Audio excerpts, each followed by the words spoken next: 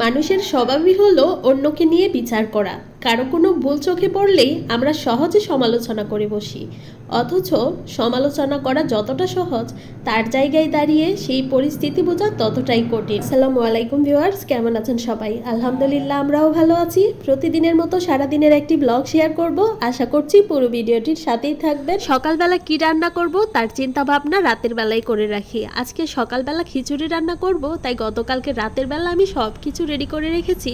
মানে চাল ডাল ধুয়ে সব কিছু মশলা দিয়ে আমি নর্মাল ফ্রিজে রেখে দিয়েছিলাম। সকালবেলা বের করে শুধু তেল দিয়ে সবকিছু খুব সুন্দর করে হাত দিয়ে মেখে বসিয়ে দিয়েছিলাম। চাল ডালগুলোকে একটু ভেজে নিয়েছি যাতে মশলার কাঁচা গন্ধটা না থাকে। পাতলা খিচুড়ির মধ্যে যদি হালকা একটু ভেজে রান্না করা হয় তাহলে কিন্তু মশলার কাঁচা গন্ধটা থাকে না। খিচুড়ির সাথে অন্য কিছু থাকুক বা না থাকুক, ডিম ভাজা আর বেগুন ভাজা হলে আমার আর কিছুই লাগে না। সাথে একটু আমের আচারও নিয়েছিলাম।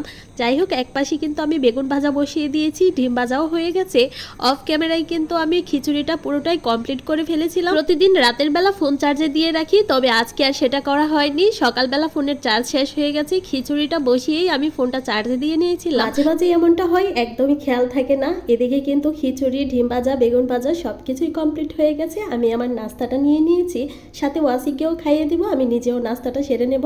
আজকে সকাল থেকেই অনেক রোদ উঠেছে, আর জানলা দিয়ে তো খুব সুন্দর রোদ এসেছে। জানলার পাশে এমন রোদের মধ্যে বসে খিচুড়ি খেতে কিন্তু ভীষণ ভালো লাগে, তবে সেটা শীতের সময় হলে আরো বেশি ভালো লাগে। কিছুদিন একটানা বৃষ্টি হওয়ার পর থেকে আবার রোদ ওঠা শুরু করেছে, গরমের পরিমাণটাও বেশি। নাস্তা খেয়ে চলে আসলাম আবার দুপুরে রান্না করার জন্য। সকালবেলা তো প্রথম ধাপের রান্না শেষ করেছি, এখন হচ্ছে দ্বিতীয় ধাপে দুপুরের রান্না। ভাত আগেই হয়ে গেছে, এখানে কচু তরকারি রান্না করব। ফ্রোজেন কচু ছিল, সেটাই রান্না করবো আর কি। এখানে মশলা কষিয়ে নিয়েছি, তার উপরে একটু জিরা গুঁড়ো দিয়েছি। জিরার গুঁড়ো দিলে কচু তরকারিটা খেতে অনেক বেশি ভালো লাগে। চিংড়ি মাছও দিয়ে দিয়েছি সাথে। যখন চিংড়ি মাছ মশলার সাথে খুব সুন্দর করে কষানো হয়ে গেছে, তখন এর মধ্যে দিয়ে দিয়েছি মসুরের ডাল। আজকে মসুরের ডাল, চিংড়ি মাছ একসাথে দিয়েই কচু তরকারিটা রান্না করব। এভাবে রান্না করলেই কিন্তু খেতে অনেক ভালো লাগে। অল্প পানি দিয়ে কিছুক্ষণ কষিয়ে নিয়েছি, এখন ফ্রোজেন কচুগুলো দিয়ে দিয়েছি।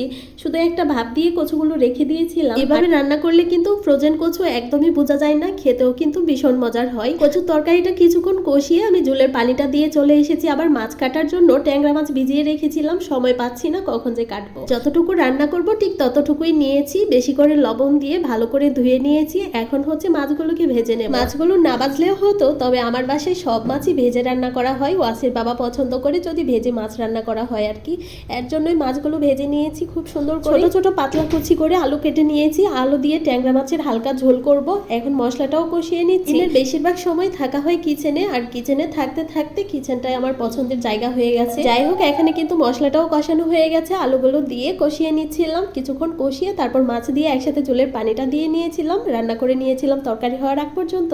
আজকের ভিডিওটি এ পর্যন্তই। কেমন হয়েছে কমেন্ট করে জানাবেন। সবাই অনেক বেশি ভালো থাকবেন, আমাদের জন্য দোয়া করবেন। আল্লাহ হাফেজ সবাইকে।